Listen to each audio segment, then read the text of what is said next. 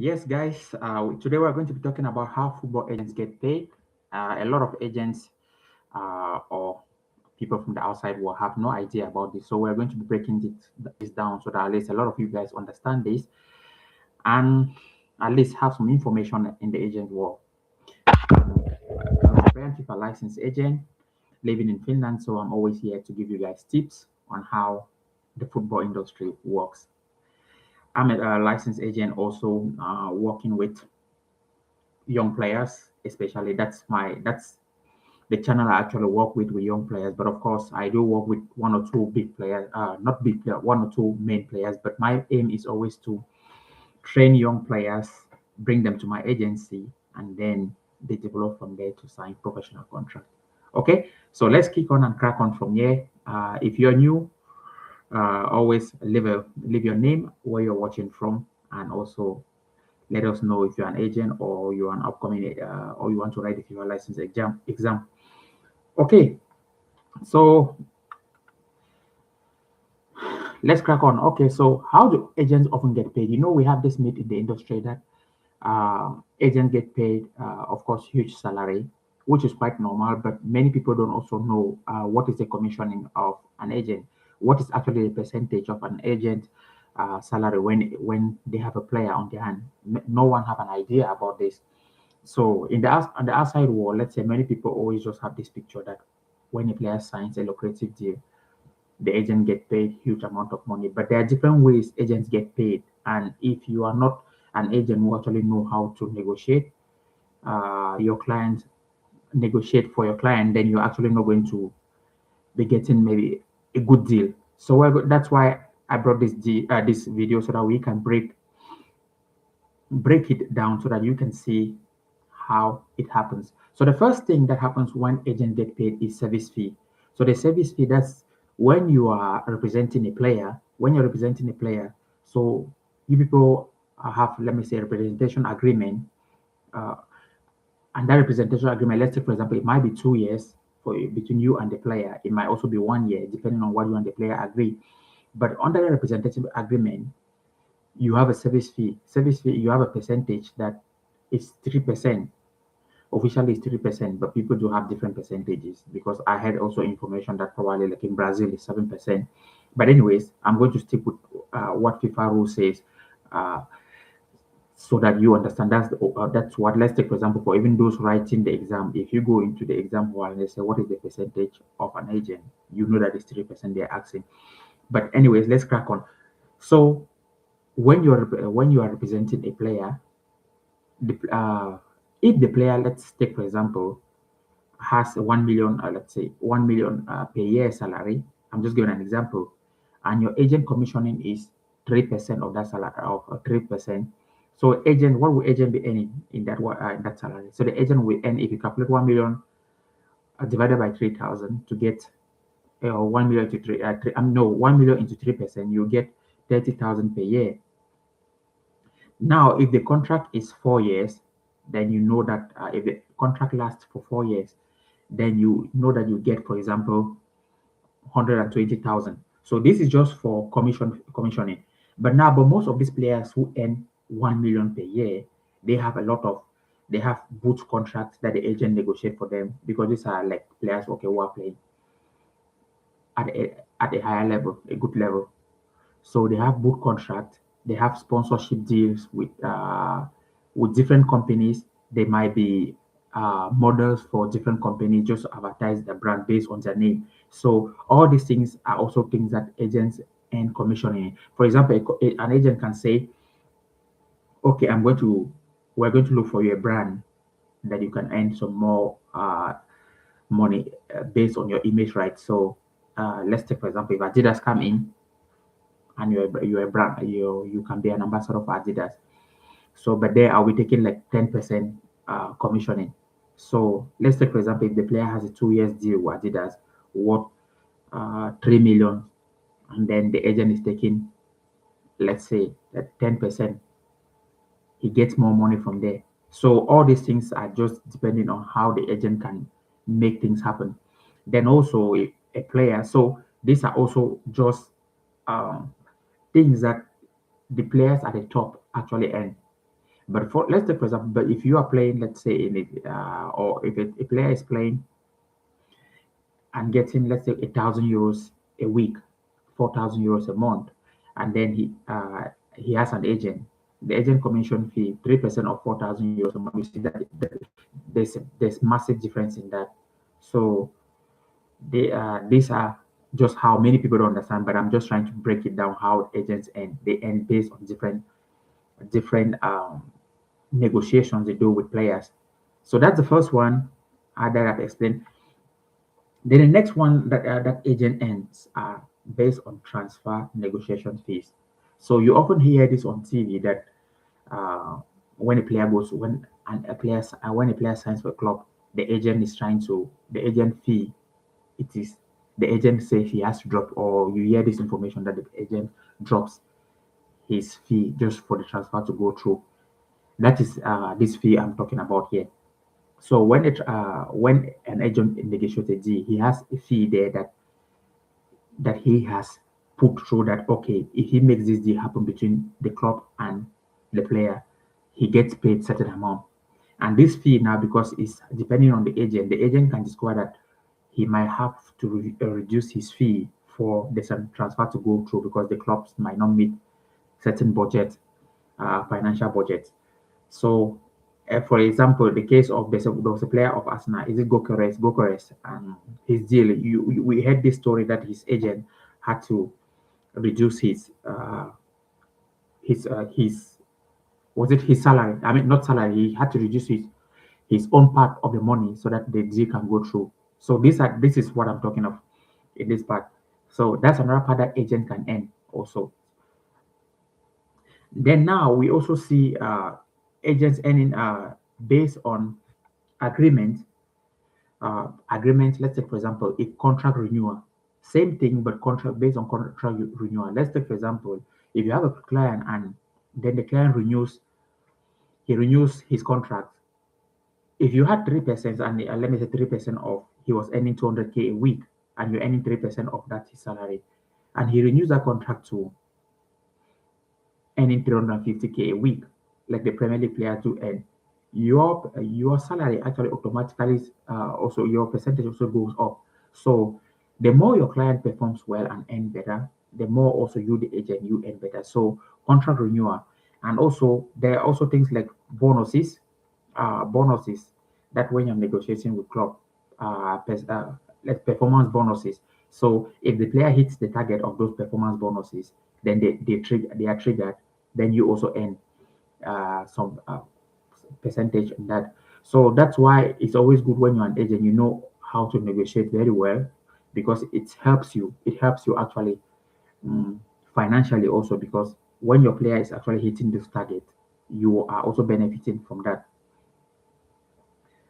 So another thing we will be looking at is long-term career management. Many agents make the most money by managing players long-term. Instead of focusing on transfer, they focus on career planning, multiple contract negotiation, transfer overall several years, and also investment in. But this is out. I don't want to bring this into it, but most agents now are doing this with players, like telling players that okay, the more you start to earn, start to already invest in some business. So if the agent also is someone who have done business strategy or whatsoever, he might also help the player, and then the player is paying him for those services. But those I will not really want to go into that, because those that's not that I want to stick into the football part. I don't want to go something that is away. But of course, agents can still benefit from that. But naturally, players always find different people to do that. But if you have a good relationship with for an agent, the agent can do that for you. Then you both can move on. But that's how actually a lot of players do end. I mean, a lot of agents do end these days, and it's always quite beneficial to them. So those were a few things, and let's look what we had to. Let me see if I have something I had to say anymore. Mm,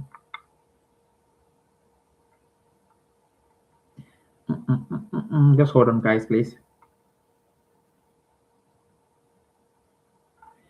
And I know there's this myth. Most people don't always know the percentage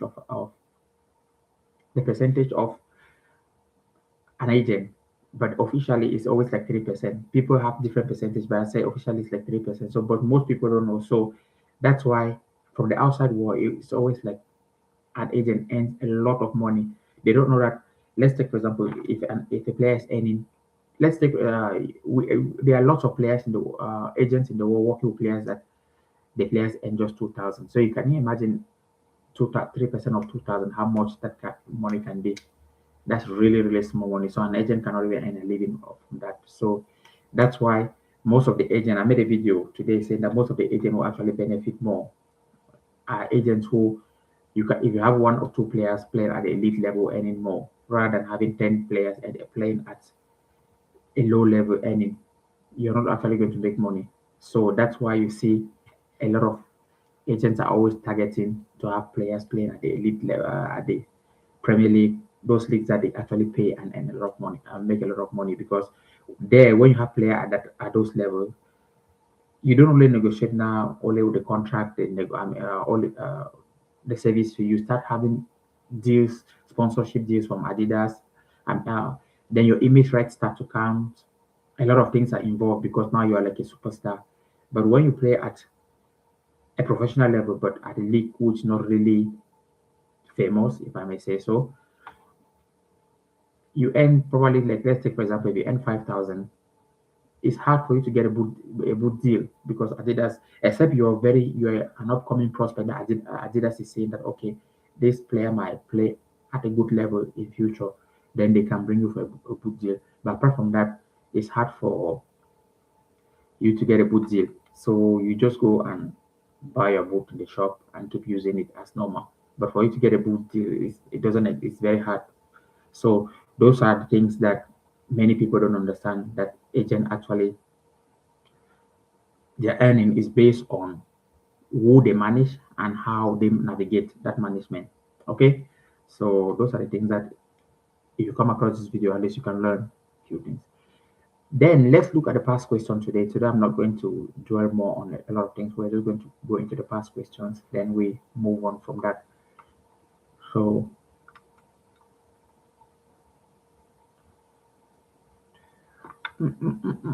let's see. Let's see.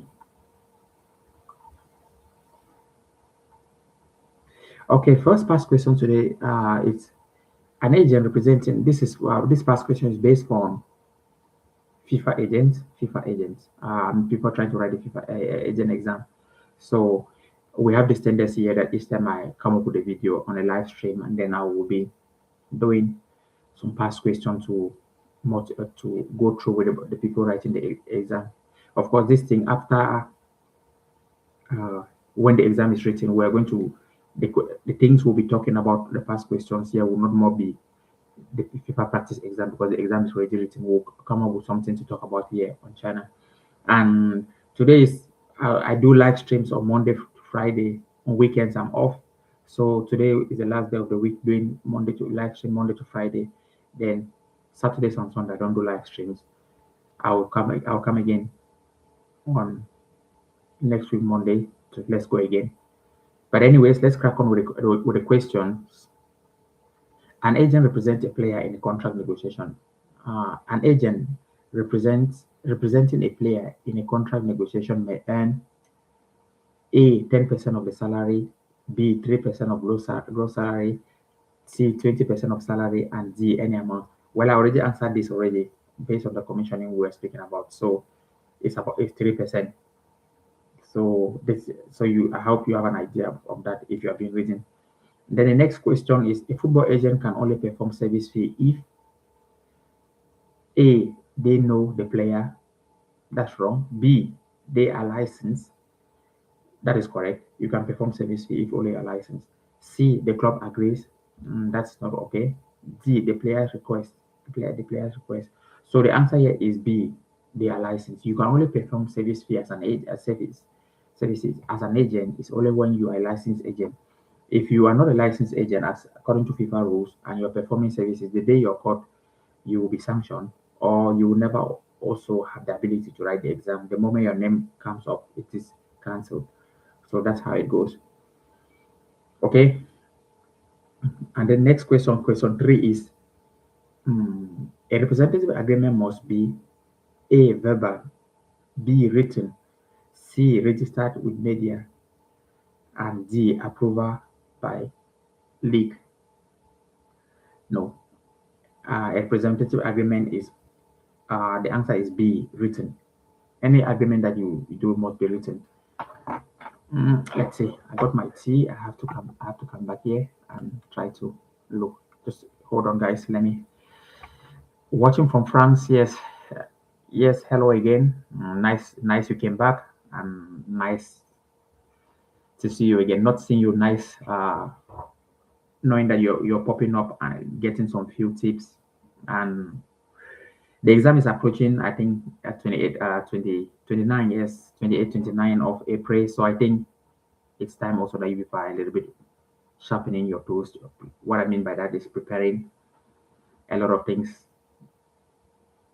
So yes, but let's crack on. And I think I don't know if you have registered for the course. I mean, if you have, yeah, you have joined the waiting list. My course will be coming on. The registration will be coming out latest before March 10. We're on the March, so before 4 days time already. It will already be out. It will be out already to for people to register. But I don't know if you have registered already. But I don't know if you are interested in that. But just to inform that I'm hosting a course that I'll be teaching people.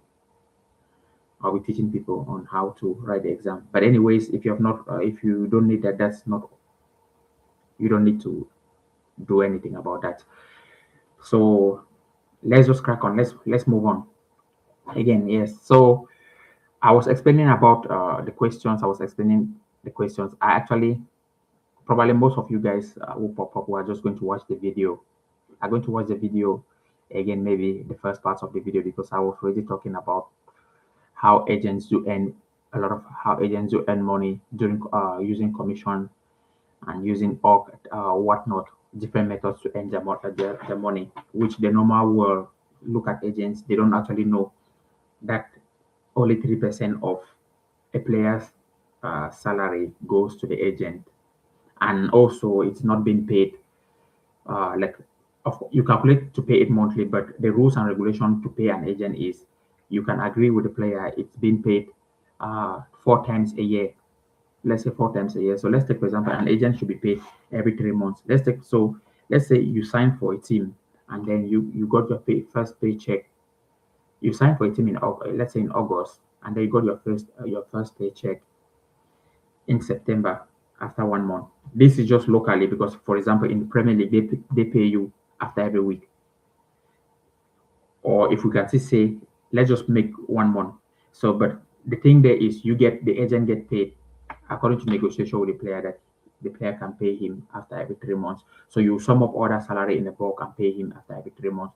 So if your player is playing in the Premier League, for example, and then he's earning 200K a week, you calculate 3% of 200K a week, and then you multiply that by 3 months and send it to and pay it, and then the agent or the player pays the agent after multiplying that. That's how it goes. Okay, I've already reached. Okay, well then good. Yes, I'm preparing. Okay, good. Okay, then that's nice to know. So that's how agent. What was I saying? Okay, I was just trying to talk about calculation of how agents do pay uh, monthly. So it's always a negotiation between the player and the agent. So it can be 4 times a year. You sum that up and pay in bulk after every 3 months, after every 3 months. So that's how it goes. But okay, let's move on to the next question. I was answering question already. A representation agreement must be, I think we spoke about A, verbal, B, written, C, registered with media, D, approved by the league. No, so a representation agreement must be written before it's approved. So that's a question. Next question will be, dual representation requires A, FIFA approval, B, player approval only, C, written consent from both parties, D, federation permission. So I think everyone knows this one. These questions are quite cheap and easy. Okay, yes, but the answer is C. And question 5 is, An agent cannot collect fees if the transfer is small. A. B. That there is no representation agreement. C. The club disagree. D. Salary is low. Well, the first thing is you cannot collect fee if there's no representation agreement because you don't represent the player. Because what actually makes you represent a player is the agreement you have with him. And there's this thing that happens in the industry. I'm just going to speak a little bit about this. You know, when you have a license, actually, because you're an unknown agent, most players who are trying to break into professional level, they are always going to come up and talk to you, but don't do anything.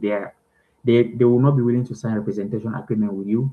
They'll go on with the way or with they'll go on with this method like, okay, if you look for a club, then we can negotiate.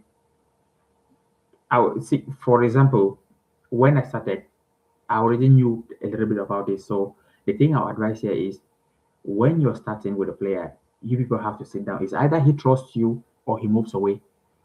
Don't fall for the trap when a player doesn't have anything, then he's leaning on you like halfway or leaning on both sides. Because most players do this a lot. They come to an agent and say, okay, look for us a club. Then if you come up with a club, then we can do a representation agreement.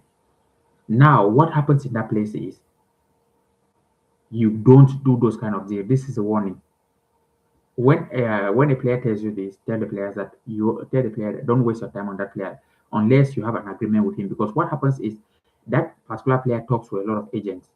So if he's talking with a lot of agents, the thing that happens is he might talk to agent A, and then agent A tells him that okay, uh, we will look for your club. Then since he has his the agent that the club is not yet available, he goes now to another agent and speaks to another agent. So when he speaks to that other agent, also he doesn't also have representation agreement. So what the player actually does is he's playing you, the agent, this way, playing another agent this way, and then let's take for example you go now and use your connection that you have been building. You have built a network there with the club. Then you go now to talk with that club that there's this player available that you want this player to come for trials, and then the club say, okay, bring the player. Now you go now to that player to ask him that, okay, are you ready for trials? Maybe the player already have something already somewhere else. So he may tell you that, well, this offer, I'm not really interested. This is what actually goes. So what actually happens here is before you do any agreement with the club, I mean with agreement with the club, yes, make sure you have a representation agreement with the player. If not, tell the player to go away. The only way you can work with the player is you try to work with someone who trusts you, and then you people have an agreement. You people can have a not gentleman agreement. You people can have an agreement saying that okay, within 6 months, if I don't look for you a player, we might come to a conclusion that this contract is terminated. But do not go looking for a player for an agent. I mean, do not go looking for as an agent. Uh, Clubs that you don't have any representation agreement with him, because that kind of player is a player that is speaking with multiple agents. And one thing that happens there is you can go and the network you have been building speak to a sporting director about that player. When it's time for the player to come, the player doesn't turn up because he doesn't have a representation agreement with you, and you cannot control anything about that because you don't have any contract with him. So this is a very big mistake that young agents do make. That our advice that if you have a player acting like this, don't waste your time on that player. Don't even just move on. As an agent, the only thing you have to be telling the player is, do you believe in what I can do? If the player say yes, you say okay.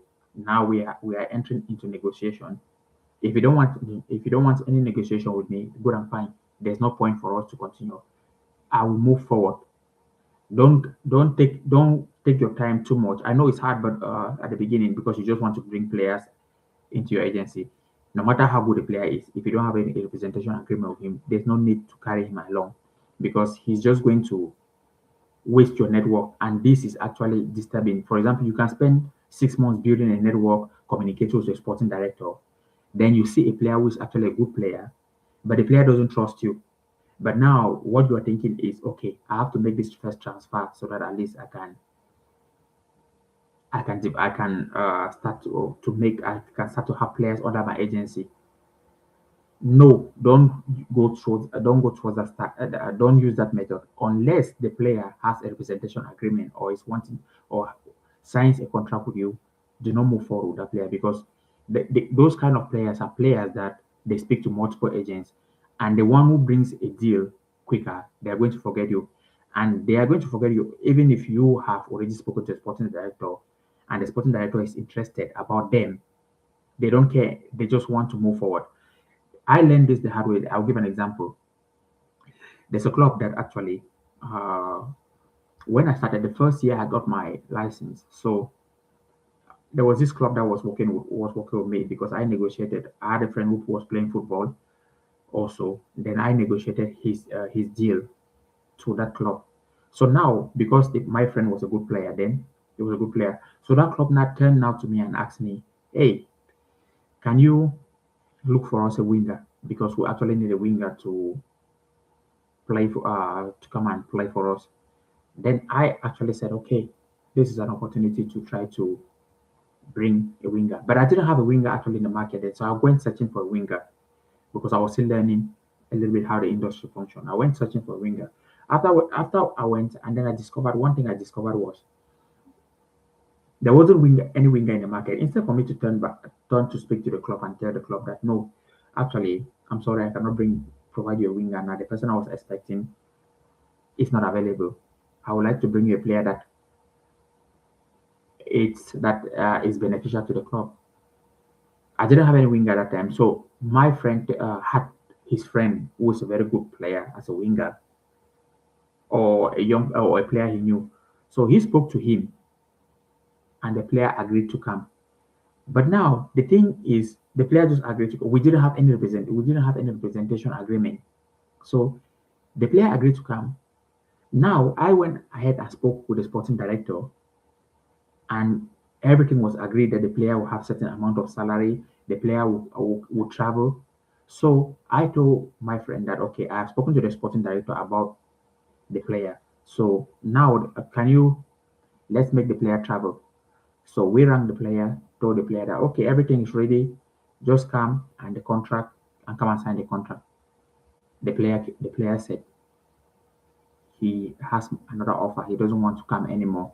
So from there, I learned the hard way, and and actually this was challenging for the trust of the sporting director to trust because the sporting director couldn't rely on me on the transfer. So this was where I had to learn also that okay, when you're dealing with players, because I learned this the hard way, I had to learn that when you're dealing with players, no matter how good that player is, do not waste your time if that player contract doesn't have any representation agreement with you. Don't waste your time on that. Just forget about the player and move on. So forget about the player. If the player doesn't want to sign, it means the player doesn't trust you. Move ahead to other people who trust you because as an agent, there are many players. You just need to figure out where you can find the players who trust you. If a player doesn't trust you, forget about that player. Move on to another one. Okay, that's very important in this industry. I learned it the hard way. That's why I'm just trying to give you an example about this. Okay, let's move forward on the questions. Agents can earn income from transfer only. A. B. Contract negotiation. C. Marketing deals. D. Sponsorship deals. Or E. None of the above. Well, I think the agents can earn contracts. Not only so, I think I'll say none of the above in this question because agents can earn contract on the earn income on transfers. They can earn uh, uh, income also on contract negotiation. They can earn income on sponsorship deals. They can earn income on a lot of things. So it's not just one thing on this place. So I would say most of them are actually correct, but the right answer here is like none of the above.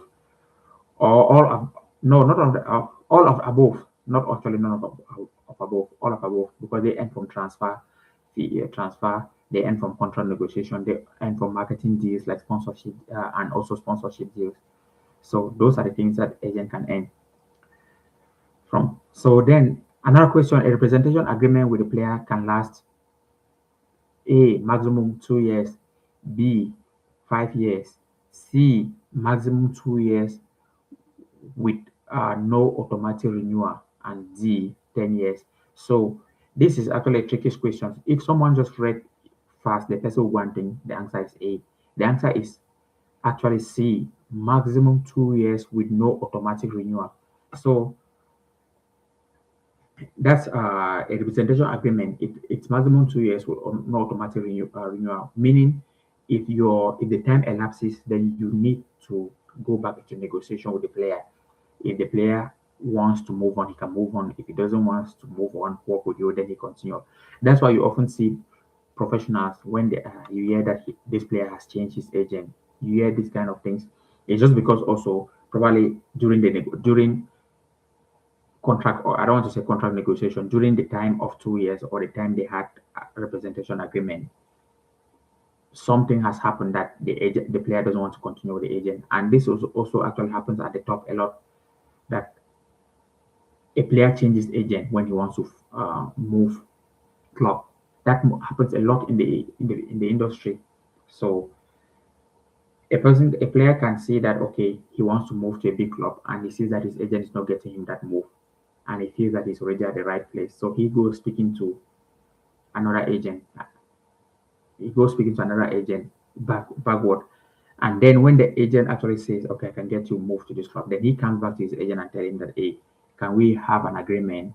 I can pay you off. We need to end this agreement now. I can pay you off the salary, the amount of duration. I mean, your commission, the amount of duration that you have.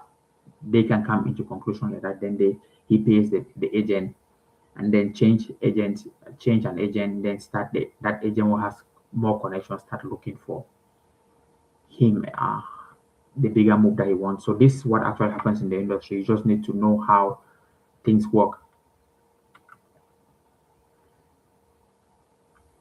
And then what's the next question? Let's see. An agent income increases mainly when a player salary increases. A, player retires. B, C, player refuses to transfer. D, agent changes club. Well, I think these questions are quite easy. As I said, this one looks very easy today than the other ones.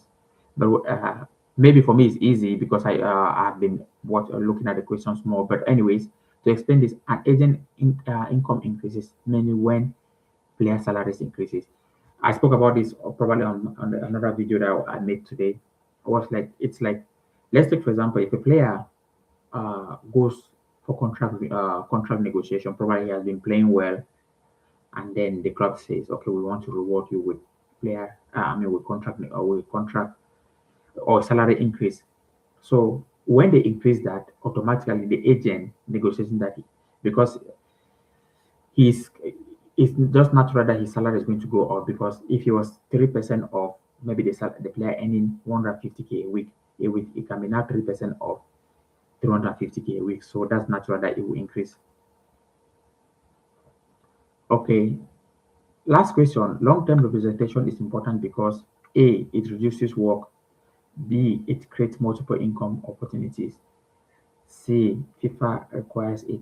D, club demands it. Well, it creates multiple income opportunities when you represent a player and long term. So, and it also helps if the player also plays for a good level. Then you can have the sponsorship deal with that player. You can have also good deal, image rights, and all those kind of things that comes up with the baggage of a top player. But if your player is not a top player, then you don't have this all this luxury. Then you can just only work. You can just only earn commission based on players, based on you negotiating the player contract. So yes, that's more of the questions we have today. All the questions, I think. That's it. If there's no question, then today we're not going to delay more. And tomorrow there's no live video, so I do live video from Monday to Friday, yeah, during the week. Then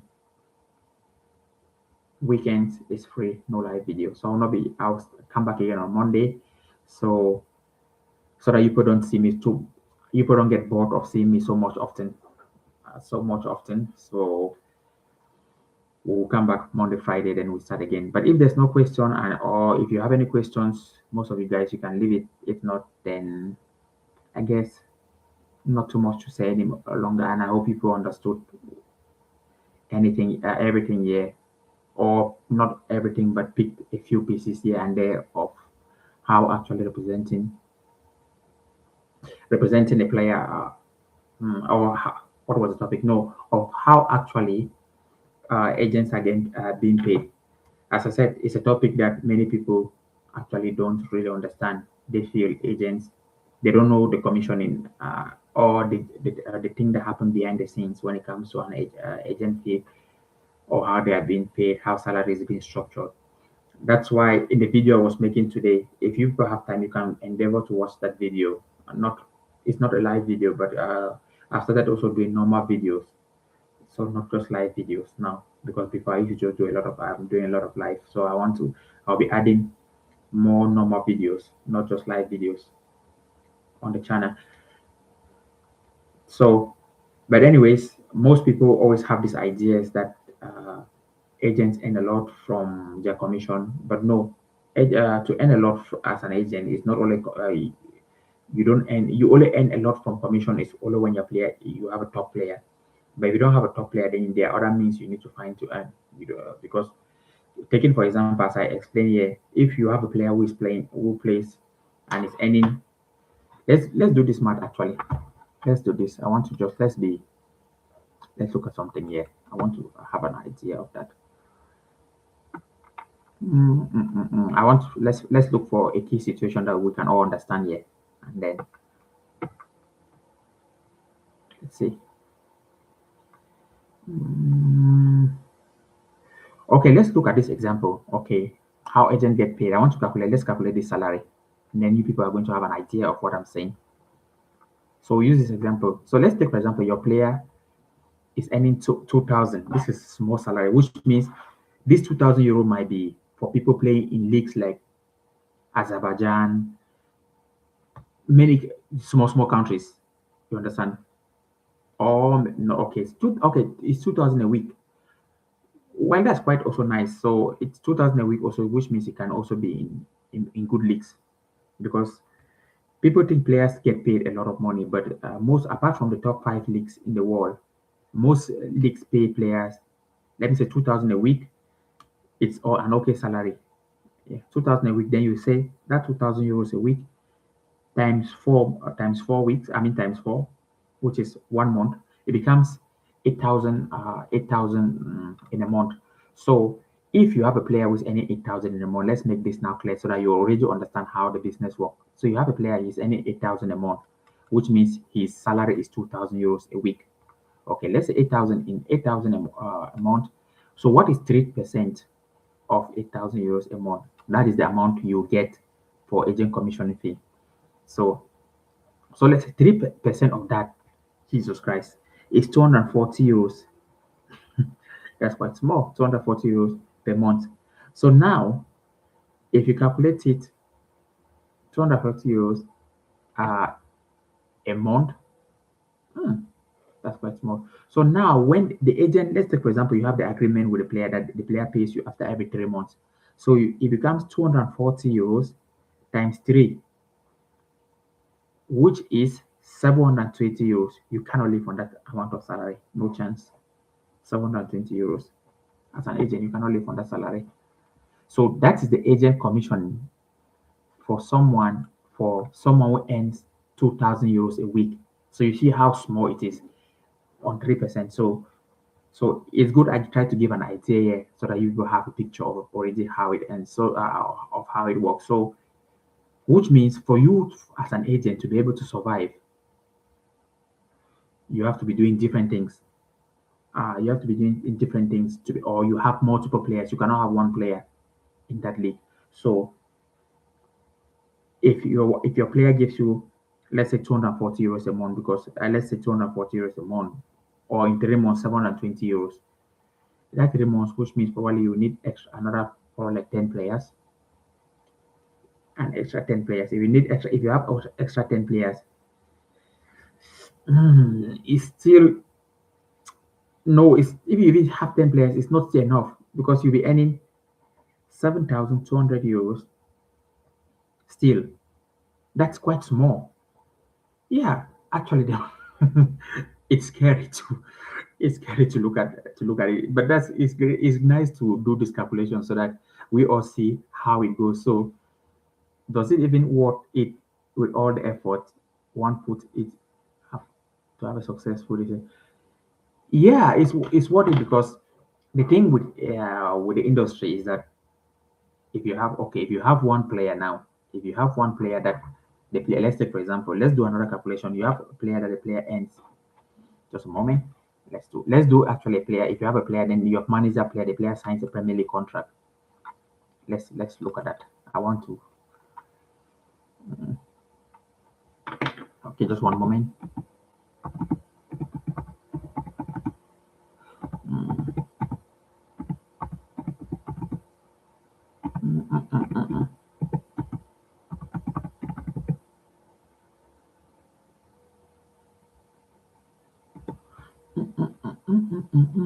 Okay, let's see.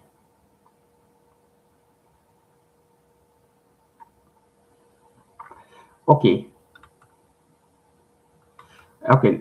Let's look at what did you say? How many players makes that money huge in the world? In the world now, how many players make up?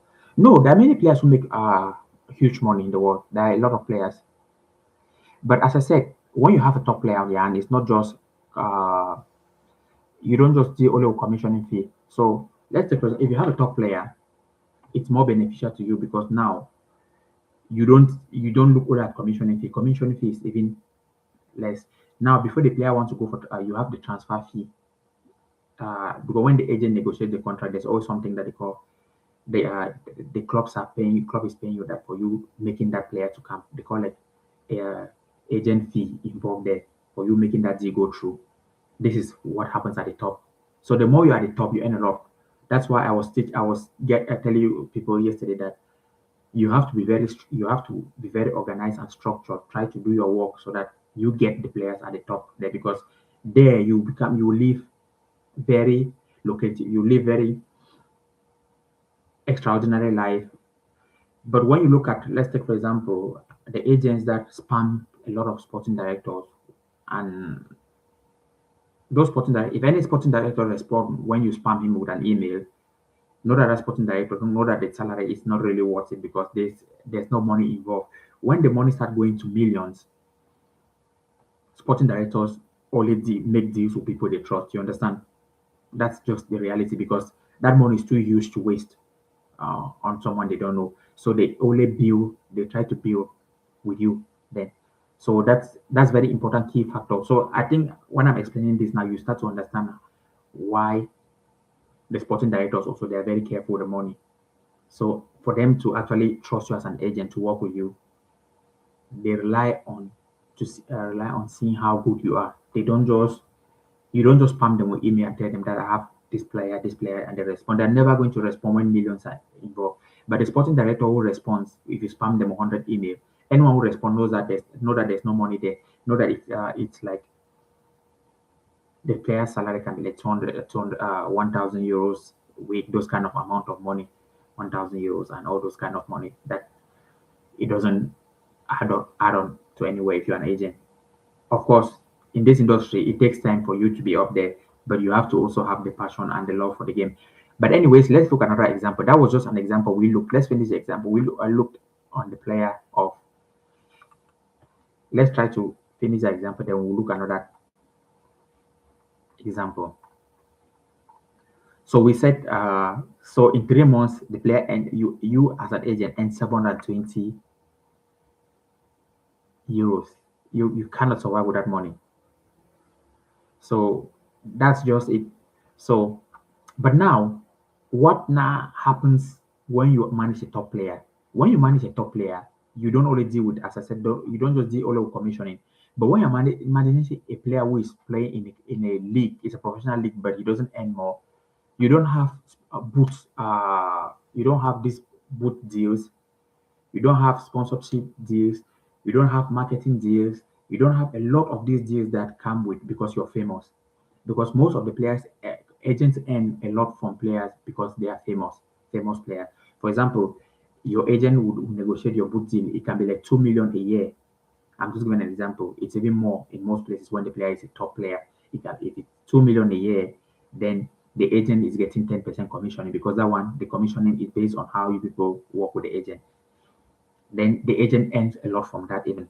Then when you renew your contract, the agent earns from that already. When you start doing brand deals, the agent earns from that already. So there are a lot of things involved when you are at the top there that you as the agent goes. If the player transfer to another club, you negotiating that deal to go through, the agent earns money from there. So the agent at the top actually earns a lot, and the agents low. They don't earn because they are just working only. Their only means of income is commissioning. So let's look, for example, now if your player was a player that is earning 250K a week. So let's calculate that and see how it goes. So let's see based on 3% commissioning. Say if the player is 250K a week, and then which means you as an agent, you are earning 7,500 a week automatically. That's a week. That's already changing. So in a month, you as an agent, let's take for example, let's look at it monthly. So 7K a week. Let's go. Let's say what's 7K a week? How much monthly salary? Just one moment. I'm trying to calculate this. Let me do my maths here. My math teacher didn't teach me a lot. No, that's just a joke. But anyways, let me do something. Let me punch my calculator and see. I want to get this right. So 7.5 times 4 times 4. So okay, good.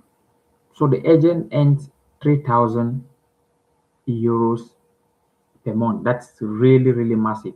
So you see, you already see the difference for if you have a player, just a single player playing in the Premier League, and the player is on a contract, let's say on a 5 years contract, and is earning 250K a week. Your salary is already you, the agent, you're making 30,000 a month based on that player just on commissioning. So you see what is it, what which is more than comfortable. 30,000 euros is more than comfortable for you to live with. So you're earning a lot of money just based on this. Now imagine if you have three of these players. I'm just giving an example. If you have three of these players, which means this is where the agents they become millionaires. So let's say if you have three of these players, it becomes like 30,000 times three. Like you're making 90, you're earning 90,000 a month on three players. So that's how the industry is. The more you have players, or and this is just based on commissioning because now a player will earn 250K a week. In the, he will have a lot of deals, sponsorship deals, all those kind of things involved, agent fee, all those things. So the agent will be making very huge money out of this player. So that's just how it goes. But when you are below, you need to work hard more. So that's why I'm saying that the best idea I've seen in this industry is that as an agent, if you're coming through, start to build. Better prefer to spend your time and network and get a very good, let me say, and get very good networking strategy with sporting directors. Let's take for example, club like let me say sport club Brugge, which is the club in Belgium. They have this pipeline that they train players, and the players can leave from there to a Premier League club. So if you have, let me say, connection to those kind of clubs, I'm just giving an example. It's difficult, but you need to find your way to learn how to network, learn how to talk to people, learn how to put yourself into those places. A best platform, a platform I would recommend for most of you guys, if you don't know, is LinkedIn. If none of you are on LinkedIn, then it's a good part to because there are a lot of professional to always come there. So most of the time, what you can do as an agent is when you started building your network, you just go to LinkedIn, you type football clubs, and you are going to see sporting director. You're going to see a lot of people there. What you do, how to learn how to network is when they post a content, you try to comment a useful comment on their post. Just keep doing that so that they see you that you are this type. Because what you're when you comment on someone's post, the person comes and check who is this person. Is it an agent? And then the person just keeps okay, it's an agent who commented. So if you keep doing that, that's how you're trying to build your network.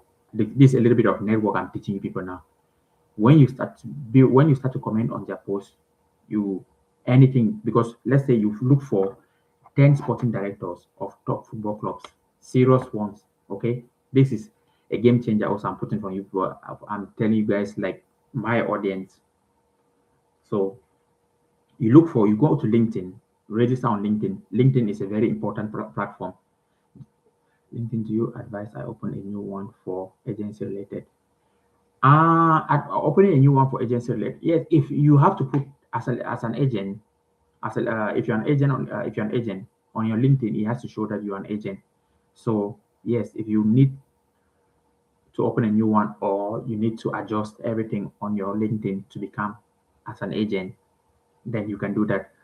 Or another means is if you're on LinkedIn, you can also just have a look at my profile also on LinkedIn. Then you can have some clue on how to adjust your profile if you haven't done that. If you haven't done that, you can have some clue, have some way to adjust your profile because your profile needs to be that kind of profile that when someone steps into your profile, the person immediately sees that oh, this person, this person actually is doing this. The person should be able to use few, let's say, 10 seconds to know that you're a football agent. So, for example, on your banner, you should be writing, "I help football players." Those kind of things. If you're, I'm just saying that when you have your license, we're just talking now like when you have your license. But anyways, what I was just trying to say is you go to LinkedIn and then you find clubs. Let me say you can look for Club Brugge, Anderlecht, all these clubs that are in charge. They like to train talented young players and then sell to Premier League clubs, sell to La Liga club. You look for those this thing. When you look for those players, I mean for those clubs, then you go to a section they call people. When you click on people, you're going to see all those people in all the people working under that club. You have the sporting director, the academic sporting director, the CEO, or whatsoever. You find three people: sporting director, academic sporting director, and maybe one coach. It might be under 14 or under 15 coach, whatever. And then you click on connecting with those people. So what you are doing each time, you try to look at those people. If they are posting regularly, you just come and always leave a useful comment on that post. Do it. This is so you can do it with the clubs you feel like you want to work with in future. This is how you're building your network. So when you do this, at one point in time, one of the sporting director will start noticing you or will start noticing, okay, this person is always leaving useful comment, and he will just come and click a like. That's already a huge positive sign. They come and click a like on your the comment. So you keep doing that regularly, and at one point in time, you can send a DM to the sporting director and say, hey, hello, what is the sporting director? His name can be whatsoever. I really like your post. Your posts are so great. I'll keep following you in the feed because I'm really enjoying what you're doing. I just wanted to remind you that keep posting because I really enjoy your content. Normally, this is a compliment, and you're not asking for something from the sporting director or the academic sporting director. So most of the time, he can just come and put a thumb there or whatsoever he may would like to engage. You don't need to worry anything to spam him with messages. Then you keep complimenting him. So what you are trying to do now is you're putting your face into his memory that he keeps seeing you that okay, this person actually is a professional, he's an agent, he likes what I'm doing. So that's how you build with and then at one point in time when he posts if he's posting maybe the location of their games or whatsoever where they're going, you can like and comment. Always leave useful comments because those useful comments are the one when you leave useful comments on those kind of people's uh content. All other also sporting directors that he's connected to are seeing what you're doing because they are following him. So you're commenting on his post, but you're also spreading yourself, making people to know you. Now, it will come a time when, let's say, after some months, where you can say, hey, you want to come around to just watch training session. If you have the means of traveling, you can start to give communication with him, telling that, oh, I have seen your posts are always very interesting. I like the way the team plays. For example, if you post content on how team plays, you give an example. I would like to come and watch training session, just basically just to enjoy how to see how the team trains. Now, what you have done here is you have been commenting on his posts regularly, and he has engaged by just accepting that okay, he likes what you're doing. He doesn't need to say anything. So now, when you're asking this, you're not actually being pushy to say, hey, like you're spamming him. You're not also being pushy to ask for him for something, ask him something. You're just saying you want to come and watch training session. This is how you actually network with football clubs on LinkedIn. This is how you grow. And LinkedIn is the best platform to meet professionals. Not Instagram, not all those kind of places. I have 130K followers on Instagram that I use in trade in doing different things, of course, talking to young players, advising them. But when I want to meet sporting directors, CEOs, we want to talk or do something. But of course, my profile now is different from how your profile might look because my profile, I have, let's say, proof, if we can say that, because if you go to my LinkedIn profile, you'll see me actually that when I speak to a sporting director, he can easily respond to me than someone starting because he's actually going to see that okay, I've been with a CEO of a professional club in Norway, which actually playing elite level. He will see that I've been with someone, a sporting director, which he probably knows. So that is actually like credibility that I've already worked on. But yeah, I'm trying to teach you that for you to start building your credibility, this is how you move. You don't spam, you don't ask for value, you try to build. So just to continue from there, where I ended. So now when you ask the sporting director or whosoever my coach that you want to pass around to see his training session because you have actually been enjoying his content, you would like to see how things happen. Normally in those places, majority of the time they're going to accept. They have nothing because they have nothing to lose. You are just coming to watch training session based on your communication with them. So now when they accept, if you have means to go, if you live in Europe, that's more fine. But if you don't have means of transport, then you have to find another way of communication. Then you have to find another way to give the communication. But if you live in Europe, I advise that you can pay, or if you have access to travel, let's just put it like that, access to travel to that place. It's always nice to pay and go to that place because you just need one club to believe in you, one sporting director, and who's a top club to believe in you, then and make you starting to produce them player. A lot of agents chase, let's take for example, a lot of multiple clubs say, I want to have network with this club, I want to have network with this club, I want to have network with this club. No, you just need one club to also rely on you on bringing them players. You can just focus that okay, you will be in charge of this club. And when you bring, let's say, 3 to 4 players in that club, I'm just giving an example. After that, you can transition that player to another club, to other clubs. So it's just a matter of strategy. If you stick with strategy rather than just spamming sporting director here and there, because when you spam sporting director, your salary, you saw the salary we calculated, you're going to be maybe agent earning those kind of few coins here, money here and there. But when you build strategy, you're going to be you're going to have a player go for, let me say, a young talented player leave for maybe the first time a club can buy him because he's talented and you have the network can buy him for, let's say, 500,000 euros. He moves to 1 million, and from 1 million he moves to 6 million. So and from there your commissioning are going to be improved, going to be getting better. And when you make one of these transfer, agent trusts you, the agent, I mean the club trusts you, they'll ask for more. So this is how it actually go.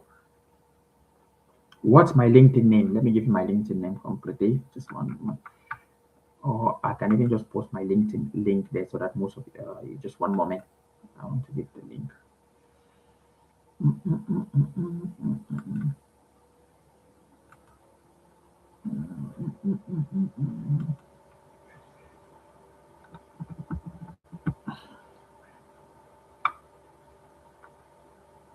Okay, if you click that link, let's say that's my link to my LinkedIn, or if you cannot, but I think you should find me there, Brian Gaucho, and that's the name. But if you click on that link, it should take you to my LinkedIn channel. Oh, well, yeah. So that's it. But anyways, these are the strategy you need to use to be able to apply, because as it's good as we did some calculation here. So you saw how if you don't put in the strategy, you're going to live a basic life as an agent. You're going to earn, even if you have a player who earns 7,000 or how much, you're going to see that your 3% of that amount is nothing. But if you put in strategy, you're going to start in future you will earn, because your player is going to move clubs. And what I told you about networking is a very big thing. You can start now already doing your networking already. As I said, before you're writing the exam, you're also trying to build your network. That one doesn't, you don't need to go get your license before starting to build your network. As I said, go to LinkedIn if you have not, if you're an agent, because that's a professional platform. I won't recommend you. If you want Instagram, well, that's for you. But I'm on Instagram, but I would recommend you to have an agent that you should meet sporting directors on Instagram, because they are not there. Where you meet sporting directors are on LinkedIn, because as I said, you go to the clubs, find their pages, their name. I mean, find the name of the football club you want to network with. Go there, and then the next thing you click on people, you're going to see everybody working under that club. There you target sporting director and academic sporting director. Don't do anything, just follow the content they put, and then try to be polite and communicate on what, leave in good comments on what they are posting. Engage. In fact, don't only leave in good comment, engage, because you are a football agent. It's your job to also see what those people are doing. Engage with those comments, and after some time, you can send them DMs to say, "Hey, I like your content, the content you're posting. Can we can we meet, or can I come to watch a video? I mean, can I come to watch a training session? Or if you're far, if you don't have access to travel, we have been commenting on the let's say sporting director's content a lot, and then your DM that you are sending to the sporting director, you can say, hey, hi, his name might be whatsoever I say. I really do enjoy your content. I hope you post more of this. I learned a lot from this. So, but anyways, I would have wished to have time to just come and watch training session, but probably it might not be possible due to my distance. Yeah, I will keep following your content just because I do enjoy it, and I'm a football agent. You leave it at that, and he can come and put a thumb up or whatsoever, but you just keep following this. And at one point in time now, if he sees that he's engaging well, by engaging well, you can start to talk, and then probably if you do a Zoom call, might be the one who's better, because you are far from there. Because with Zoom call also, you can try to, you both can have a communication from there, build trust on how in future you can do networking with players. So that one is very important also. So that's one part you can find. You can find ways to develop your network. But again, there are many ways to develop to build your network. As I said, in this industry, you must learn how to network. If not, you will not go to the top. That's why in the industry, let's take for example, you have how many top agents we have? You have just, I mean, super agent, not top agent, because there are many top agents. There are agents who earn, of course, millions whatsoever. But I mean, like the elite, we know super agents. You have Jonathan Ban, George Mendes. I don't know Jonathan Ban. I heard he even retired, but George Mendes and some other agents. Um, Rafael Apimente, that's the person who took over from Mino Raola agency. Uh, the lady, or the so there are a lot of big agency also, big agents and big agency. But inside those agencies, you discover that they did something. Most of them had networking skills. They all came from a business background. They didn't actually come from a sport or football background. They came from all a business background. Josh Mendes was a nightclub. He was doing nightclub. His job was to entertain people in the nightclub. But in the end, there he was building networking skills, speaking to people, learning how to network, sales. So he pushed that into the industry, into the football business. So, and then they let me know Raola, he was, what was, yes, he was working in a restaurant actually. Yeah, he was working in a restaurant. So that was, he also developed his networking skills from there in Holland, but he had to work his socks off to get to the top. So what I see in this in the industry is that a lot of a lot of agents who know how to network apply. I mean, are the one winning because there's a lot of trust. It's almost like the industry is based on trust. So if you don't know how to build trust with people, then you're not going to really actually go. And lastly, before I go, there's thing I will advise people a lot to be a big agent or to be an agent to actually succeed. You need to find time for yourself. Find time for yourself to educate yourself. I know this sounds, let me say, strange that I'm telling you, but you need to learn how to read books. If I could turn my camera, you will see the amount of books on my table. I started reading books.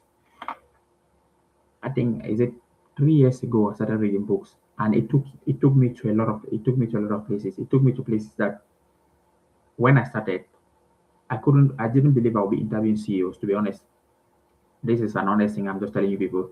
I didn't see myself going to interview. Let me say, I've interviewed a lot of CEOs in FC Copenhagen, which is a team the team plays Champions League in Denmark. I've interviewed the CEO of Brøndby, is a club in Denmark. I've interviewed the CEO of Valeranga. Very lovely man. I think I'll be there again this next coming months when it's summer in Finland. I've interviewed a lot of CEOs also of other clubs, and I'm going to do more of that. But what is the difference between me interviewing the CEO and that I didn't? Let me know, Raula. What is it? Let me know, Raula. Spoke 5 languages. Yeah, yeah. Is it 5 or 7 languages? He spoke a lot. Yes, he spoke a lot of languages. So it was his big, also his key. And okay, that's a good point. So the more you know languages, that's one thing that also I need to add. That you just made mention of that languages are also very important because I'll give you a story. Yeah, you can. So I had this a message from my LinkedIn from the agent of Roberto Carlos. I don't know if you know you put know Roberto Carlos is a famous player, old player. So he wrote to me and said, "Oh, in Spanish, I like what you do on LinkedIn. I would like us to link up so that we can work together. If there's any deal, all those kind of stuff." Big agent he used to work with, he used to bring players to Real Madrid and whatsoever. So I don't my language, my Spanish skills are very low. So when he spoke, you know this kind of feeling. I took the message, copy it, and paste it on Google Translate, and then you translate the message, and then you say what you read what he says, and then you try to write him in English and translate back. So we kept taking like 30 seconds to reply and all those things. Then out of a sudden, I asked him also that in Spanish, do you speak English? And he said no, he doesn't speak English. Then I said, okay, it's hard for me to translate because I speak only English. But anyways, we ended up saying that okay, uh, we keep in touch. We ended up saying we keep in touch. But that keep in touch, we haven't really actually kept in touch because of language barrier. So that's a very important thing you mentioned there. Language is a big, very huge thing in this industry. So they let me know, Raula, you just mentioned there. He could speak Italian, he could speak Spanish, he could speak Portuguese. So he had languages that he could just turn up and speak, and then he's so that's why it was easy. Let's take for example, if you want to move a player from Brazil to, let's say, to England whatsoever, the agent who speaks that language benefits more because he knows how to communicate. Communication is a big thing in networking. So what you mentioned there is a big thing, and that's also one of my plans. I put that I'm going to add Spanish. I'm going to add Spanish and Portuguese in my vocabulary because I speak English, French, uh, the language here, Finnish, of course, but I won't say Finnish is a big language in the market because I live in Finland. So I will say I speak English, French, and in that English, French, I was French. It helps because you have a lot of countries in Africa who speak French. and but English is a global language. Then now, if you add Portuguese and Spanish, you have this most of the South American markets. That's how you calculate. You start to calculate that okay, you can actually manage a lot of players around the world because if you speak these four languages, it's very important to speak those four in particular. Yeah, Italian just only I don't want to put Italian there because Italian is spoken just in Italy. They don't have a lot of they don't have a lot of countries who speak Italian. So that's how language helps. So language also is a big thing, as you just mentioned there. But anyways, what I was saying is that learn you have to nurture yourself to read books. I mean, because when you start reading book, it actually brings you bring focus. As I said, I was never ever going to be. I didn't believe in years I'm going to be interviewing CEOs because first of all, when you think of CEOs, CEOs are people who control millions. You go to interview, you speak with coaches, not CEO, not people who control. You don't even see the people who are CEOs. They stay in charge of the whole football club. But it came around just because of the knowledge I share on LinkedIn. If some of you people follow my LinkedIn, or if you have a chance, just try to follow and try to learn what I try to share there. It's going to help some of you. So what I started showing people, teaching, so it gave also the platform that a lot of people was engaging with what I say because also maybe because of the educational background, but a lot of it also came from reading books and seeing that a lot of people are actually successful. So anything they do in life is because they have a focus and a purpose. What I mean by that is, let's take for example, for people wanting to become top agents, they analyze, they say, what can I do to become a top agent? Okay, I don't want to spam sporting directors. I'm going to look at a strategy to network. When I get a lot of network, I go see those people. When I sell one player, the door is going to open wide. That's just the key. It's not about sitting and spamming sporting directors because you're not going to make a living out of that. So with that, but now how do you let network? I started buying books online. I started buying these books as I show you people every day. Yeah, it's strange because, but I didn't believe I would be having time to buy a book. So one, I will look at people like this mindset. It teaches you how people think, how humans think, a lot of things. And then how to win friends and influence people is a business book. How you actually interpret how humans, uh, how relationships are being built. These are massive things I'm telling you. Believe me. As I said, I'm just the same like anybody. But what I believe is there's nothing I cannot achieve. That's what actually I believe. The reason I believe that is because I started reading books. I started reading books saying that hey, I can structure myself. I can do this. I can do this.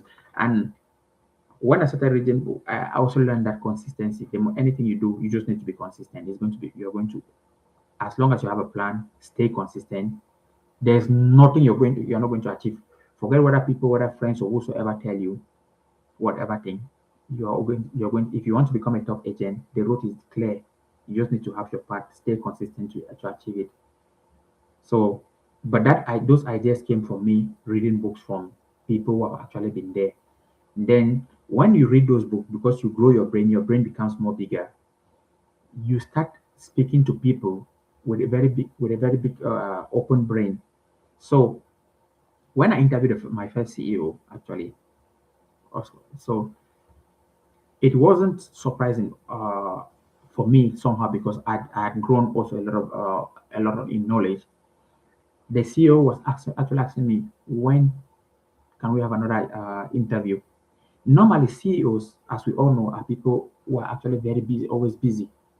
But if you interview a CEO and the CEO sees that okay, this young man is actually very educated in what he's saying, I would like to have more. So, but at the end of the interview, because we spoke, I'm writing a book actually because I have a book that I'm to write has to come out between latest this summer. So I told him that when I'll be traveling because I'll have to travel back. When I'll travel back to Norway, I'll get the book to him. So he's expecting my book. But this only comes due to because me impressing him with what we spoke about. Because I wanted to interview him to see how football clubs are run, whatsoever, so that I can get knowledge on how to actually become a top agent. because my idea of becoming a top agent one day in few years was to first, if I want to become a top agent, I want to know what actually the agents I want to know what actually the football club think. Let me say people inside the football club, how do they look at agents? So that's why I came up with the thing like I would like to have the idea, the brains of what sporting directors they think, what CEOs or whosoever working at football club, what they think.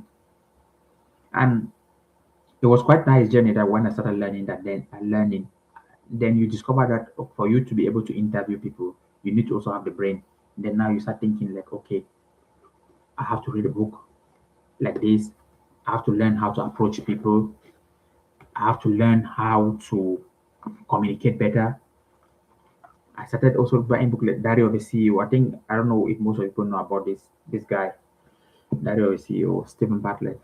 He has a million followers on YouTube, or is it 10 million or whatsoever? How many followers he has on YouTube? But he started also from low, so now he's interviewing a lot or being in different places. But anyways, not to bore you people with a lot of story. I'm just saying that yeah, that a lot of the things in life that I started saying is you can achieve anything if you really want. You just need to have a plan, structure, and stay consistent. If you want to become a top agent, you are going to have it. You are going to be that for sure. You're going to earn that million, but you just have to be focused. Then your friends, I'm sorry to say, your friends, if they are not serious, they have to go.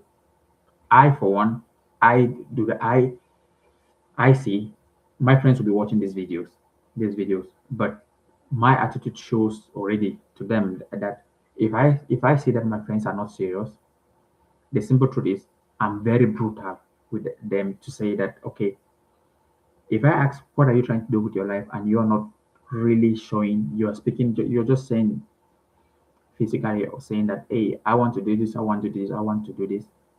Of course, I love my friends, but I have to love myself more. At one point in time, we will not really be engaged. I would like my friend to pick up a call and say, "Hey, let's do this. Let's work together. Let's do. I mean, let's do this. Let's be successful." But if my friend doesn't do that, I have to also try looking for people who make me successful, because there's always I call it the invisible rule. If you cannot be in the middle when if you let me say if you're having friends who don't want to really work hard to be successful, and you want to be successful, if you keep going around them, at one point in time they will pull you down. That's a simple truth. But if they want to work hard, happy days. That's the best thing for you all. So the most thing here is when you discover that if you have friends who wants to be successful with you, it doesn't mean they don't need to be an agent, but they are demanding. Let me say they wake up, they have a target to on what to do. That's the best thing because people can rub off each other, people can motivate each other. But when you start having friends at each time, because majority your environment is where you grow a lot. Majority of the time, if your environment is not that conducive for you to grow, it's going to pull you down. That's just fact. So you might be the most hardworking person on earth, but if you don't have say, I don't want to turn this into a motivational video. I mean motivational something that we speak here, but I'm just trying to give you guys a little bit of in what I have uh, gone through to be able to speak into sporting directors for you people to have a picture that when someone is trying to achieve or when someone is achieving something, there's always a little bit of work done behind that a person that many people don't see because the idea is to interview CEOs of football clubs. You don't interview those people if you are not hardworking or if you're not putting in some work behind the scene. So that so same like if you want to be successful as an agent, your friends have to have to have something that is pushful that you people can work with each other. They don't need to be an agent, as I said. They don't need to be agents, but you have to look at them and say, that my friend is focused on doing this. He's working hard like this. He's doing this to achieve this. Then you people can always say how you people can always talk about things like success. But the moment you start having friends who maybe it's party whatsoever, they are never so focused. If you keep hanging around there, then you're never going to be successful because that environment is going to be contagious to you. This is a big thing, and this one I advise a lot of young players who I coach them on my Instagram because I do coaching on Instagram. As I told you, if I have 130K on Instagram, most of the time, 16, 17 years old, when they tell me I'm really inconsistent in my training session, can you help me? I see you interviews CEO, sporting director, and I say, okay. So just tell me a little bit about your outside life. Let's forget about football. That's the first thing I tell. I say, forget about football. Tell me about your outside life. Let's hear. And he'll say, well, I have a friend who has this hobby. We often hang out, and then we come back late. I train 3 times. I mean, I train 3 times personally. Then I train 5 times a week. Okay. And I say, do you want me to tell you the truth? I said yes. I said, if you want to play professional football, you're 17. You're 17, and time is passing.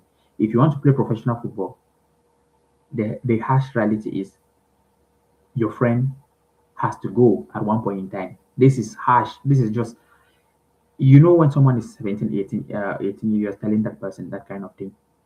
It's harsh, but that's the reality. Yes, that's what I say. I say because I want to be honest and truthful. I say, if you want to play professional football, your friends they must mirror your success. I mean, they must be, you must look at them and say they are pushing, or if they are not playing football, they are doing something that with their life, pushing themselves. If not, there is no chance you're going to be successful because at one point in time you're going to be discouraged. Because what in life, what happens is when you have a friend who is successful, okay, or find yourself if you want to try this example, just be around a high performer, someone who works hard a lot. Be around him for a week, you'll see the drastic difference than being around him for someone who is not working hard. Because when you wake up from bed, people who are hardworking, he has his time, he brushes teeth, he goes for a little bit of jogging, comes back, do the task that he has to do.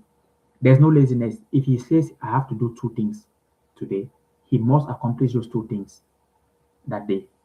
So each time he wakes up, he writes his program for the day. I have to, you don't need to do much to be able to be successful. You don't need to do many things. So let's say you just say, I want to read 2 pages of a book today, and then I want to do this task. He does that consistently. And if you are around this kind of person, is the when you wake up in the morning and you see what he does, it starts to rub off on you. But when you're around someone who is lazy, let me say, when it's 6 o'clock or 7 o'clock, the person is still sleeping. 8 o'clock, the person goes, eat, come back and sleep, watch movie, eat popcorn. The day it's around 5 p.m. You people go and have a walk. That day passes, no program. You do this, time passes, let me say 3 months, 4 months, 1 year, time passes, nothing happens. Or you people play video games and relax yourself like how boys do. Nothing happens. But what you don't see there is at one point in time, you will just anything you had in mind is going to die down because of what the person you are attached to is not really, really pushful. So that's why your friend uh, is one of the most important people for your success. So if you want to become agents, also the first thing that you have to do is you have to find a way to build your brain to also make sure that because at the beginning it's going to be tough. Yeah, you're not just going to pop up and see a Ronaldo comes that you should work with him. No, at the beginning you have to go through certain challenges, and what will be helping you is books that you read to keep telling you that it's just a matter of time. Stay consistent. It's just a matter of time. Everything will happen. So I usually read a lot of books. The targets I used to always say, I say if I can read a book for one book in a month, I know for someone who doesn't read books, the person would think that's much. But I used to read book. Then in my car, I also listen to video session of the book just to try to get myself getting the knowledge. Of course, you have to apply those knowledge. So that's the best thing I can give you before here. To be honest, that anyone can be successful, but if you want to be successful, also you have to find ways to know if the friends they're with you, are they taking you up or they're bringing you down. If you see that they are taking you up, that which means you have the best friends in the world. That, but if you think that they are taking you down means they are not actually working to be successful, then you need to find ways or maybe find new friends. I think most of you have heard this. There's a famous player. There's Gary Neville is a famous player who played for Manchester United. I remember him saying that at the age of 16, 17, when he discovered that he was playing, he was starting to get to play for Manchester United. He actually blanked his friend. He was not more speaking to his friends, but he said he didn't. He just wanted to focus on training, going for training, coming back, sitting, going for training, coming back, sitting. So you see, to become a successful person, it always takes sacrifice for something. And most people that end up being successful, if you read their story, they have something to tell you. Either either they forgot about their friends who were lazy because those friends were going to pull them behind, or they did it unknowingly just by working hard, and then when you're working hard, then you come back home, you just rest, or your program is just you're just driven to be successful. You don't actually need to tell the friends that okay, no, I'm not speaking to you, but because your program is driven, most of the time you're always focusing to get to the next stage, get to the next stage. At one point in time, you stop communicating with the friends, then the distance starts to grow.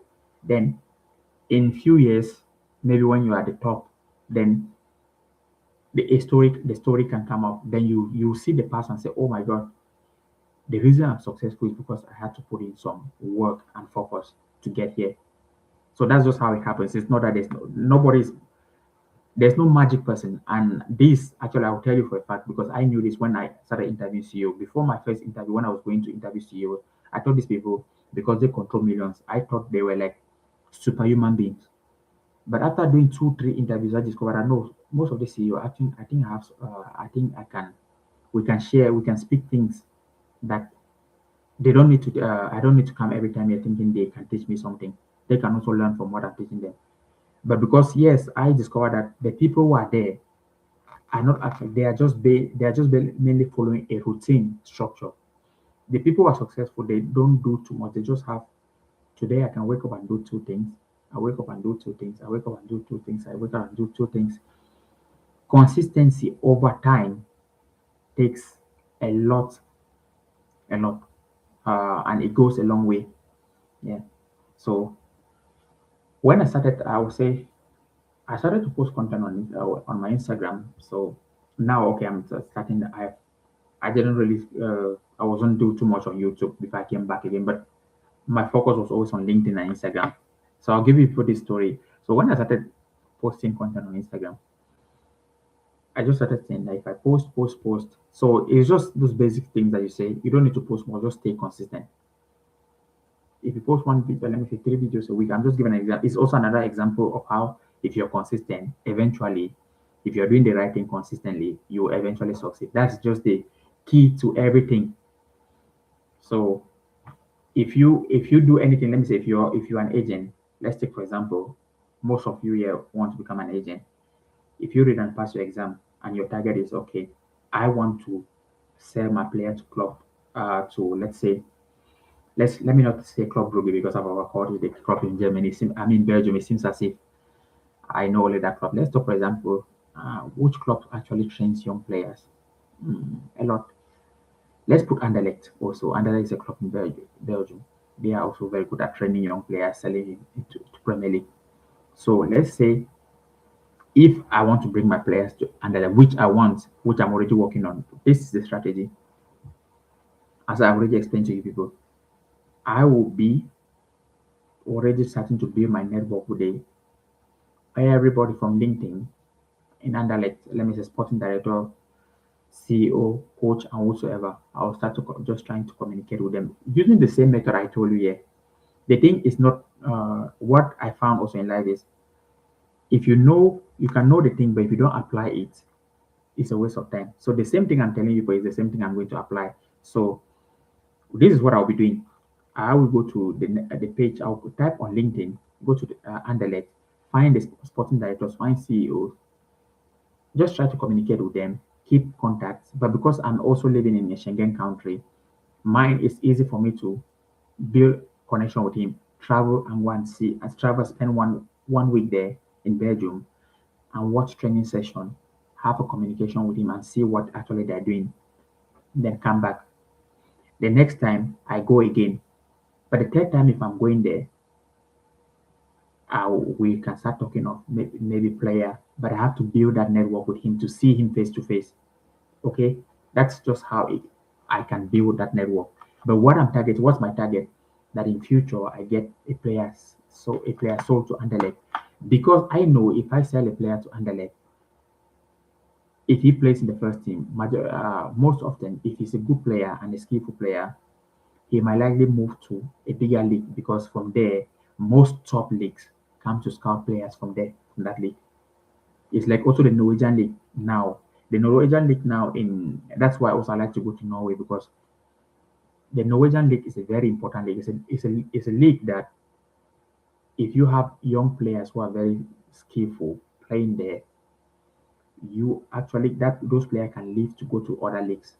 So that's why I go to know I'm going to go in there back this summer, just to keep building my network there, because I already have clubs there that I'm speaking to, that we are in communication. But I have certain leagues that I see, like if I put in, let me say, young players like between the age of 16 to 18, because in Europe you can sign a professional contract at 16, between 16 to 18, that they are playing regular first team. When they're approaching like 19, they can actually try to look them if they can sell them to a top Premier League club, the academy of a Premier League club, or they come as a young player with a huge prospect. So you understand what I mean. But all this you have to start planning with strategy. So now, for this strategy to work, I cannot just go now just pick my phone, write an email to the sporting director of Anderlecht, for example, and say, "Hello, I have this winger who is playing, because I have a player in Finland here. I have this winger who is playing in Finland. He's a good player. Can you check him?" No, you cannot do like that. So you need to have a process, so that when you build trust with that person, because I'm in the industry, of course, I like the sport, but I don't want to earn the small money. I want to earn as a big agent. So I have to go through a process to be able to build myself to that process. So this is just the basics I'm giving you people, that if you also follow this kind of method, it's quite easy to grow, because what you will see from most agents is they will send 100 emails, which is quite what most agents will send 100 emails hoping for a reply, but the work is not being done. The first thing for you as an agent is always leave your house to scout, do things like that. Then you're going to build natural relationship with people. Do you advise to use personal name and business name for LinkedIn? Yes, as your personal name. Yes, my personal name. What do you mean? Do you mean like your brand, or what do you mean? Can you give an example like that? An example, but you can use your personal name as you need to use your personal name for LinkedIn. Yes, but for your brand, I'm just going to open my if you're my LinkedIn. Let's take for example, when you come into my LinkedIn, a lot of people are not saying this, but if you click on the link there that I sent you, you are going to go to my LinkedIn profile. For example, this is my personal name, Brian Gaucho, and you see what I've written on the first word on your LinkedIn. It has to be when someone enters your LinkedIn, the first thing he has to see what you are doing. For example, I say helping football players sign pro contract. So and then you follow and read other things. You see my agent license number there already, and it also tells them I'm live on YouTube. So these are few things that you have to, if you want to network. LinkedIn is a very good platform to be able to network, because it helps you. It helps to actually develop your networking skills if you just network. But I don't say you should go there and spam people. For example, if you network there, you're going to meet a lot of people. All the sporting directors, all of them there, most of them they're always there. So you have to learn how to network. So my advice for you people writing the exam, there's one book. This Most of these books, I know probably maybe finance can be the problem for you people. I think what I'll do to help you people most of the time is that I'm going to have most of these books, the ones I have on my audio or just reading. With time, I'm going to try to send those books that you can just try to click and read them yourself. I can help people with that, yeah, but not the physical copy. Probably it might be expensive for most of people trying to buy the physical copy. But as I said, Sometimes if you spend time, you can just have time to look at a book and try to help yourself build your brain. It's going to help you a lot in this industry, and it's going to help you a lot change your life. Any question? If not question, then I start to disappear soon. It's wow, 1 hour 35 minutes. I've done. It's almost like 23:15. 15 past 11. Yeah, finish time. So if there's no question or anything, then I can actually disappear to go. Yeah. But again, as I said, try to anybody listening to this, try to put your LinkedIn into work. If you put your LinkedIn into work, it might help you. It can not might. It will help you in future because they are going to meet professional people. And if you don't have any idea how LinkedIn work, you just need to click on my link, the link that I send here, and then you just go look at what I have done and try to say, okay, because most of you are agents, you can just try to look at what I have done and then try to copy and see put similar things. It's going to be very helpful for you. And then from there you can start on because and on LinkedIn, what the more your profile is also good, the more everything is better. Okay. But that's it. Thanks a lot for you all for listening to me. Also, with time we're going to see how we can make things much better. What I mean by much better is by the books, some books that I have in audio form, I will try to just not audio form. If I have in PDF form, yes, PDF form, I can also put the link here that you just try to click and read it. Any good book that I come across. For you to just spend your time, I'm just trying to have to say that if you people are more focused on, let's say, being an agent, my because my target is if I'm trying to become a top agent, if you listen or if you're doing what if I go to interviews, for example, CEO, sporting directors, I should be able to give you what we spoke about and how you can improve yourself. I mean, improve on doing that. For example, just from interview, it's just from interview that I learned also these things that I knew that there's no point for me sitting and writing sporting directors by email, sending them emails. Those things doesn't work. I only started interview sporting directors, then I discovered that hey, to actually start building trust with sporting directors, you need more. You need to learn recruitment. You need to learn how the football club functions. You need to learn, you just need to learn how things happen. Then you know how to deal with the club. So if am to meet a new club, let's take for example, permit me, this is just one last story before I go. If I'm about to meet a new club, there's no way I'm going to send an email even to them, even if it's sporting director saying send an email with a player. No, it's my are you still listening to me? Is it still working? Is my volume still there? I get it. Can someone write in the chat if you're listening? Someone should just write. Are you listening? Because the volume seems to be as if it has freezed. Let's say, do you hear me? Can someone put on the chat? Do you?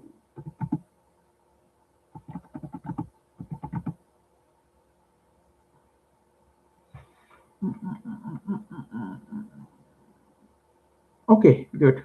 Thanks. Working. Okay, good. Okay, that's nice because it shows on my body as if it has freezed. But anyways, as I was just saying, if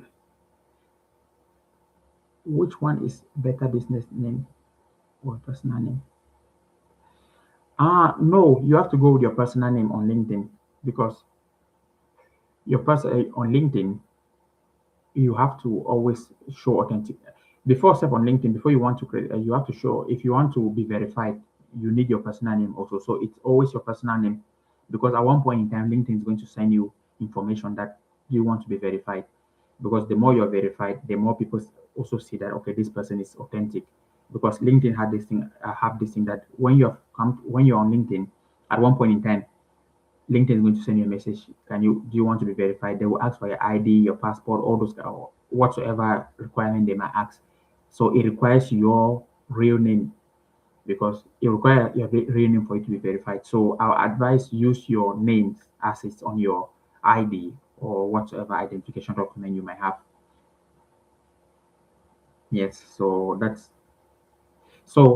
just to finish on that, I was saying that, for example, now with the idea I've gotten, if I'm trying to meet a club to sell a player to a club, I won't bother spamming the sporting director with email.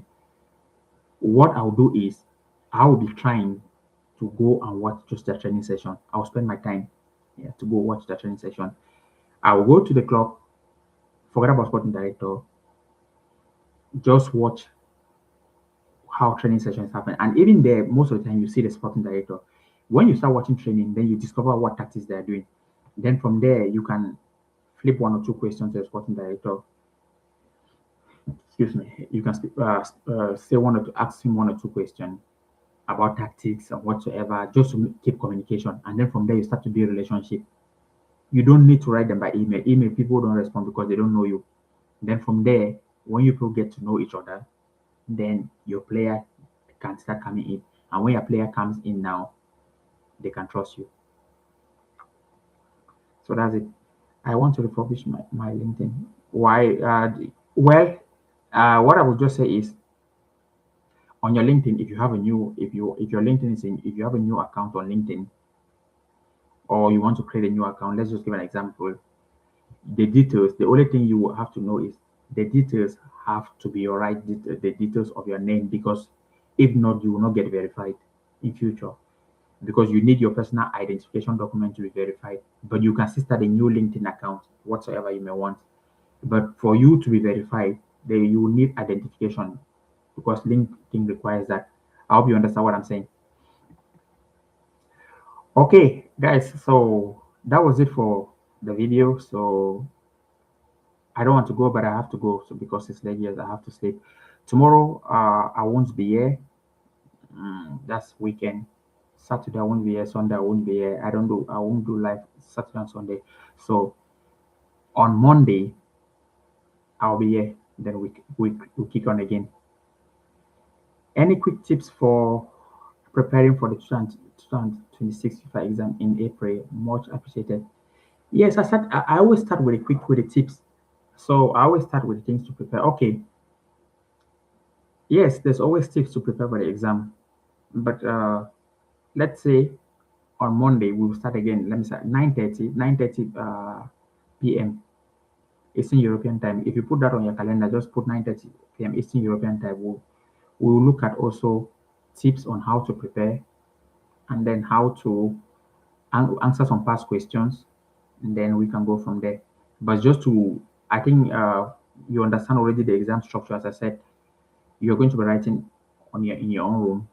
Yeah, I don't know wherever you're writing, but where you're going to write by yourself somewhere else that you choose to write. That place has to be quiet. That place has to be quiet. Yeah, you go. Yeah, the place has to be quiet, and everything has to be spot on. No noise and everything happening. So those are the things that, let's just say, those are just the basic things. But we are going to look at past question and also some tips with on some topics to help continue. So as I said, okay, good two tips before we go. The RSTP and the FIFA agent regulation carry 30 and 40% of the questions. So focus a lot on that. It's going to help 30 and 40% of the questions. So uh, let's say on the study material, actually, I want to know the 2026 study material. Just hold on. 2026 study material. I have it here. Yes. I want to see where this document actually started. I want to give people, I hope people are having the 2026 study material. I want to just give people something. Page, I want to give you the page number. Let's see. Page number. Page number.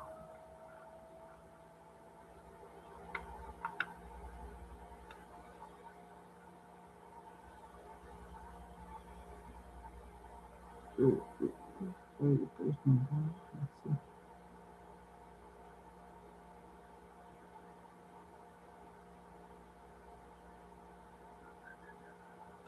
Okay. So let's look at the RS. The RSTP has it carries much of the the materials. So if you read the RSTP, if you're using, if you the material you're using is the 2026 uh, version, know that the RSTP start from page 159. So just for you to know that start reading from the RSTP which page 159. In the old material it used to be 152 because I wrote with the 2024. So that's 2 years backward. So it was 152. So it starts from 159. So start reading the RSTP because it comes most of the answers or most of the questions will come from RSTP and FIFA Football Agent Regulation. So you need to make sure FIFA Football Agent Regulation. You need to make sure you know about this. So and the FIFA Football Agent Regulation starts from what page? So let's look. It starts from page 261. Yeah. So so table of content 263. So you start 263. So those are the two pages I will recommend that you go and actually do some assignment or keep reading on that. That will help you. So 70%, as I said, comes from these two. Likely 70% are likely to always come from this. Of course, you still need to read a lot of pages because, as you know, the exam is 75% pass rate. You need to pass 15 questions to be able to pass the exam. And if you don't pass that 15, it's quite difficult because then you're going to write after 1 year again. So try to do everything you can to pass the exam. But no worries, as I said, we're going to break everything into details when we're doing the course. When we're doing that course, we're going to start from just giving you tips on how to write as quick as possible. But I think with time we have to. I'm trying to do a lot of past questions also now with you people. That's why most of the time I finish with a lot of past questions. I try to do a lot of past questions because I want you to be seeing how I answer those questions. Then you're getting tips already how to answer this question because a lot of the exam is interpretation of questions. They can ask a question if you don't know how to interpret it, then it's more challenging. So I try to read the questions and the answer, but I try to also interpret it so that you see how questions are being interpreted. But when we'll be studying the exam, I'll try to give you quick tips on how to move forward because the exam is just 60 minutes, 1 hour. After that 1 hour, if you pass, life changing story. If you don't pass, then you have to still work hard to come back the next year again to keep going. So that's the idea. But anyways, have a nice weekend tomorrow. Let's talk again or let's meet again on Monday. Remember, 9:30 p.m. Eastern European time. I'll be here on Monday. Let's crack on again. The exam is approaching April 27. Okay, I leave you people. Bye. Take care and have a nice night.